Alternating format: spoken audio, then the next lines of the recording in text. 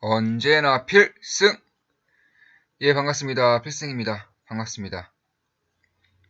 자, 올해 들어서 특히나 2월부터 이 코로나 사태로 인해서 증시가 많이 하락하고 있습니다.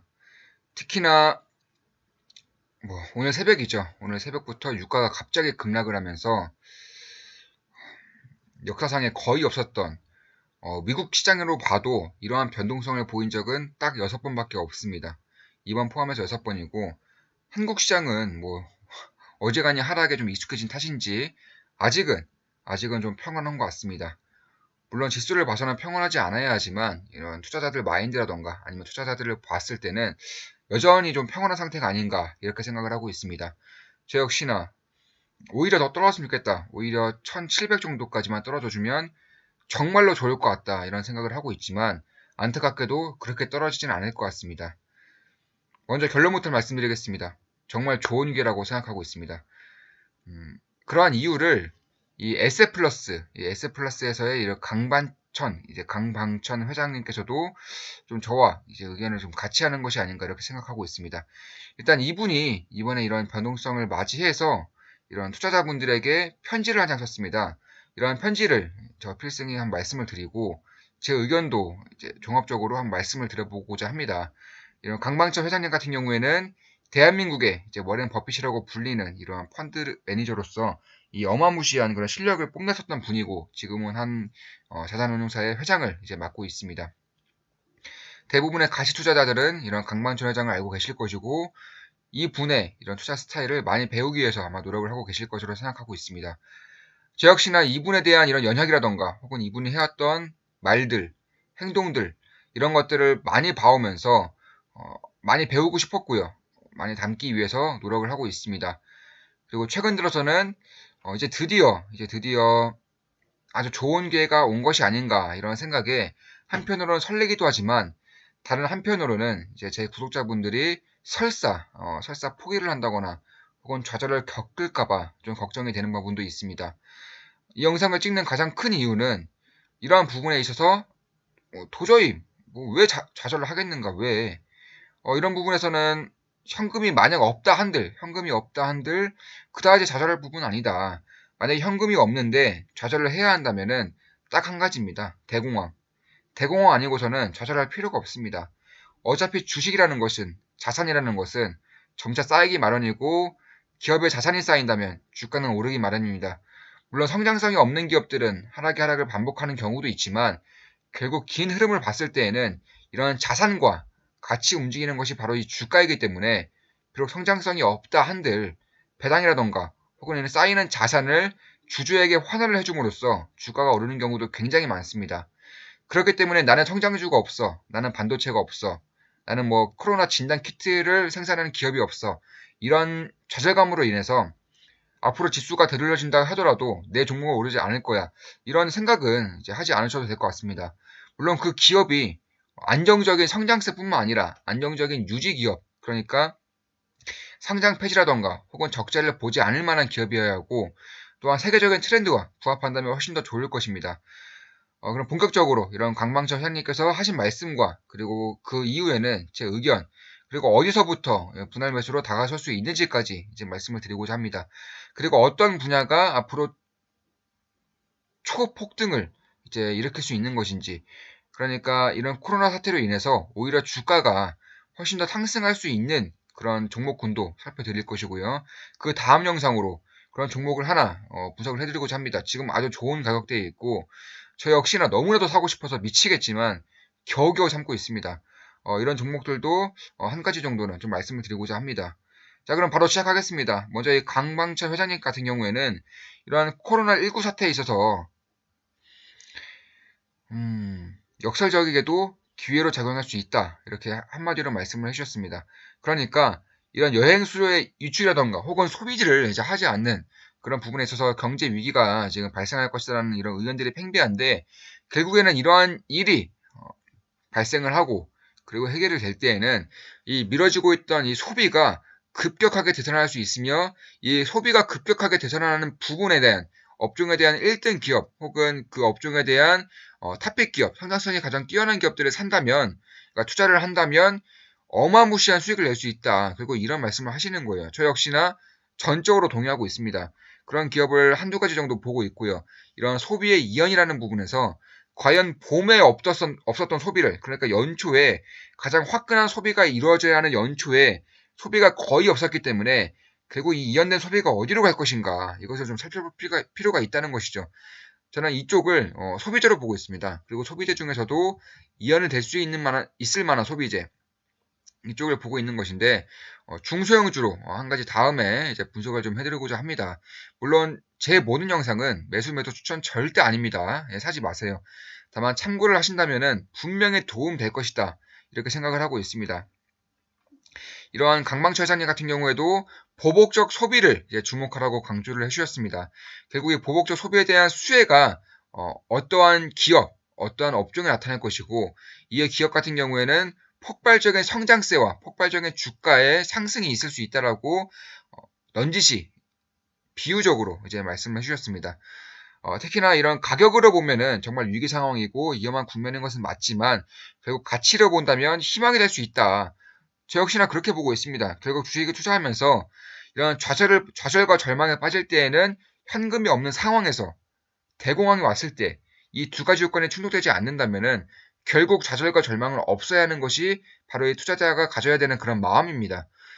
결국에는 언젠가는 자신의 기업이 좋은 기업이다, 혹은 성장성이 있다거나 아니면 자산에 대한 질이 혹은 주주 환원 정책이 굉장히 좋은 기업 중에 하나라면 결국에는 위기가 이제 해결되면서 다시금 주가는 전고점 혹은 전고점 이상으로 올라갈 수밖에 없는 것이고, 이러한 과정에서 현금이 있다면 훨씬 더 빠르게 자산을 증식시킬 수 있는 것이고, 현금이 없다 한들 좌절할 만큼은 아니다, 이렇게 생각을 하고 있는 겁니다. 따라서 이 강방철 사님께서도 지금까지 2018년 그리고 IMF 이런 위기를 겪어오면서 결국 이러한 위기는 언젠가는 탈피가 될 것이고, 결국 코로나19의 치사율 역시나 1% 미만으로 매우 낮으며 전 세계 경제 사회에 미치는 영향력은 어떻게 보면 굉장히 파괴적이다. 다만 이런 파괴적인 부분에 있어서도 결국에는 이런 이연된 소비가 이제 폭발적인 업종, 폭발적인 기업으로 갈 수 있는 것이고, 이쪽에 대한 이제 투자를 진행을 한다면 좋은 기로 작용할 수 있을 것이다라는 그런 말을 말씀을 해주시고 계신 겁니다. 특히 세 번째, 이 두 번째, 첫 번째, 두 번째, 세 번째 이유를 들면서 이러한 좀 분석을 좀 해주셨는데 간략하게 말씀드리겠습니다. 먼저 첫 번째로 이 코로나19로 인해서 공급이 물론 문제가 되는 부분도 있지만 결국 가장 큰 문제는 이 내수의 폭망이죠. 내수의 폭망. 그러니까 소비가 없다는 것입니다. 그러니까 이 공급 과잉을 유발했던 이런 수많은 부실 기업들이 한순간에 정리가 되면서 조금 더 안정적이고 질적으로 좋은 그런 자산 시장이 형성될 수 있다. 이게 첫 번째 이유입니다. 그러니까 좋은 기업만 가지고 있다, 혹은 1등 기업을 가지고 있다면 이러한 부실 기업이 정리되면서 그 수요가 한쪽으로 쏠리게 될 것이고, 그 한쪽으로 쏠리면서 그 기업들의 투자를 하고 있는 투자자들은 자연스럽게 그런 수혜를 입을 수 있을 것이다, 이렇게 말씀을 하고 계신 겁니다. 그리고 두 번째 이유에는 코로나19 사태 이후에 이런 소비가 정상화될 것이고, 그런 정상화되는 소비 속에서도 보복적 소비에 수혜를 입을 만한 기업에 대한 투자 적기가 바로 지금이다, 이렇게 말씀을 하고 계십니다. 저 역시나 동감을 하는 부분이고, 이 기업 같은 경우에는 제가 생각하는 그런 기업을 다음 영상에서 분석을 좀 해드리고자 합니다. 따라서 결국에는 이런 마지막 세 번째로는 이러한 기업 중에서도 1등 기업을 잡는다, 혹은 수혜를 대폭적으로 볼 수 있는 기업을 잡는다면은 결국 이러한 위기는 역설적으로 기회가 될 수 있다는 점을 이제 말씀을 하고 계신 것 같습니다. 저 역시나 이러한 부분에 대해서 동감을 하고 있고요. 특히나 몇몇 전문가들은 스페인 독감과 비교를 하고 있는 것 같습니다. 사실상 스페인 독감은 이 코로나19와 비교 대상이 될 수 없습니다. 스페인 독감 같은 경우는 100년 전에 발생했었던 사건이고, 특히나 사망자가 이제 2,500만 명에서 4천만 명까지 된다, 이런 이제 분석 자료가 있는데 사실상 좀 말이 안 되죠. 그 당시에 전 세계에서 제1차 세계대전 당시였습니다. 그러니까 전쟁에서 죽은 것인지 아니면 독감 때문에 죽은 것인지 100년 전에 알 턱이 없었다는 것입니다. 그리고 그런 것이 와전되고 와전되면서 지금은 몇천만 명까지에 대한 사망률이 이제 나타나고 있는 것이고요. 그런 스페인 독감을 통해서 공포감을 더욱더 조성하고 있다 이렇게 생각을 하고 있습니다. 특히나 그때의 의료 시스템과 지금의 의료 시스템은 전혀 다른 것이고 시민의식 조차도 전혀 다르기 때문에 이게 위기의식과 공포의식을 통해서 자가격리 혹은 모임을 지양하면서 이런 본인들에 대한 건강도 챙기고 있다 이렇게 보시면 될 것 같습니다. 그렇기 때문에 그때와는 전혀 다른 상황이고 특히나 전쟁통도 아니기 때문에 전쟁으로 인해 죽는 그런 인원수가 추가될 것도 아니고요.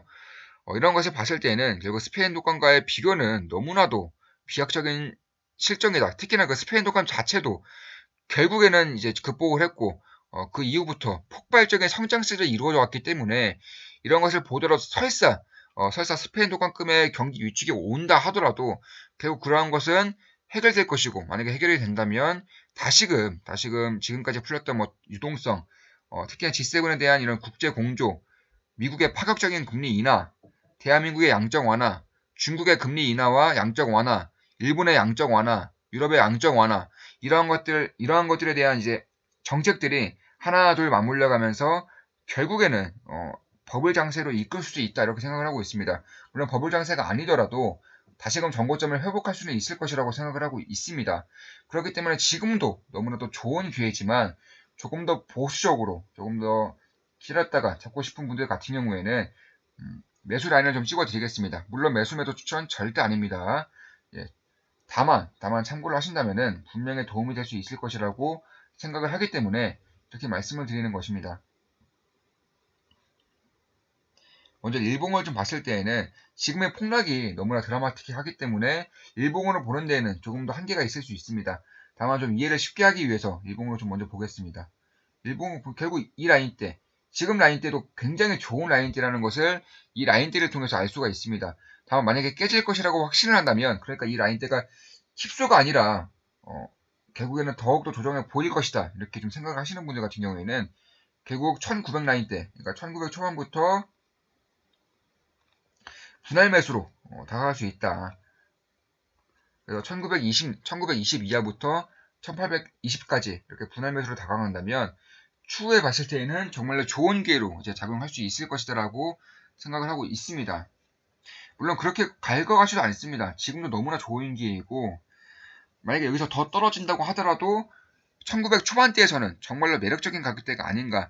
결국에는 08년도 금융위기 때만큼의 그런 밸류에이션을 받고 있기 때문에 지금도 너무나 좋은 기회이지만 만약에 더 떨어진다고 하더라도 결국에는 이 라인대를 벗어나진 않을 것이다.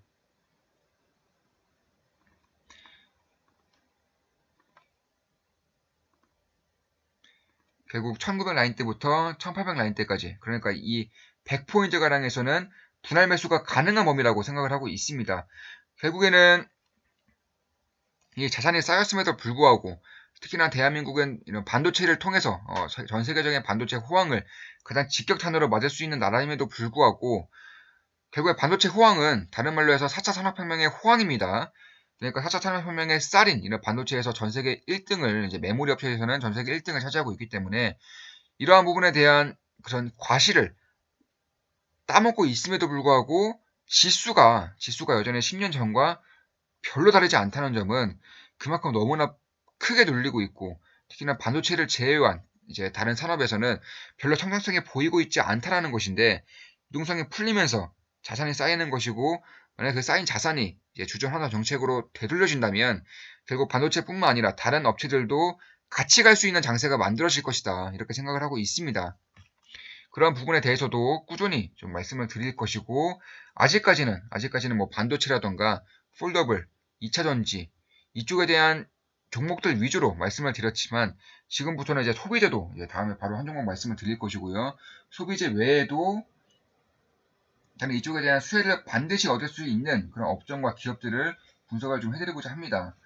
월봉을 보더라도 마찬가지로 월봉을 보더라도 지금은 말이 안 되는 거죠. 지금 이게 뭐 말이나 됩니까? 이 라인대가 2010년 때부터 2020년까지 10년 동안 이어지고 있는 겁니다. 이게 지금까지 기업들이 번 돈, 정부가 쓴 돈 다 어디에 있습니까?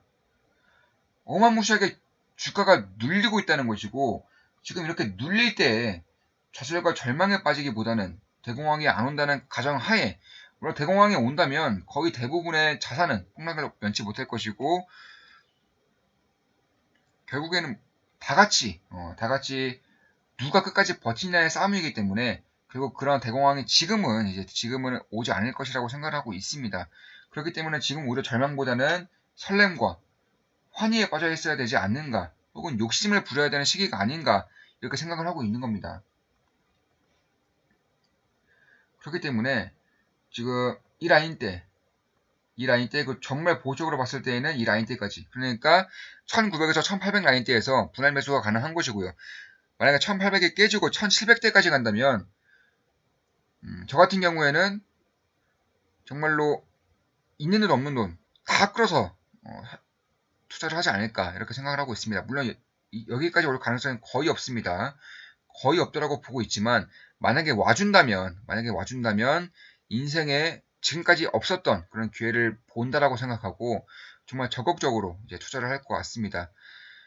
물론 지금도 너무나 좋은 가격대인 것은 맞다고 생각하고 있습니다.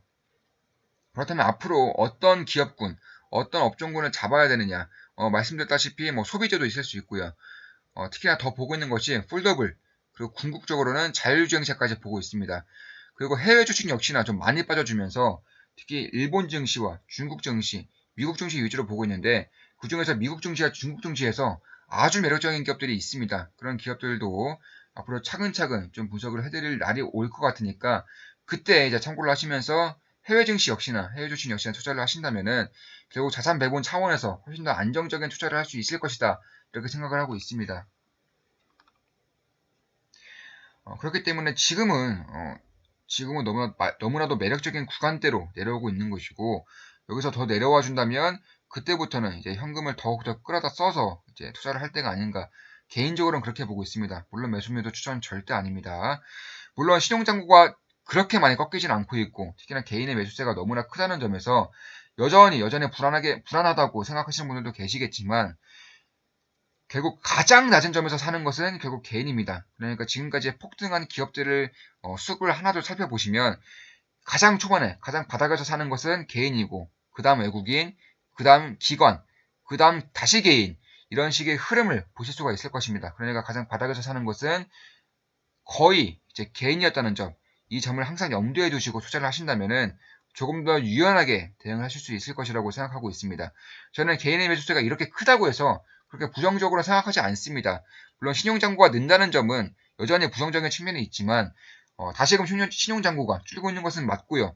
만약 신용장구가 전저점을 터치를 한다면 정말로 건전한 장세가 이루어지고 있다 이렇게 생각하시면 될 것 같습니다. 자, 방송 여기서 마치겠습니다. 다음 영상에서도 좋은 분석으로 찾아뵙겠습니다. 방송 마치겠습니다. 좋아요, 댓글, 구독, 족대꾸 해주시면 감사하겠습니다. 마치겠습니다. 필승!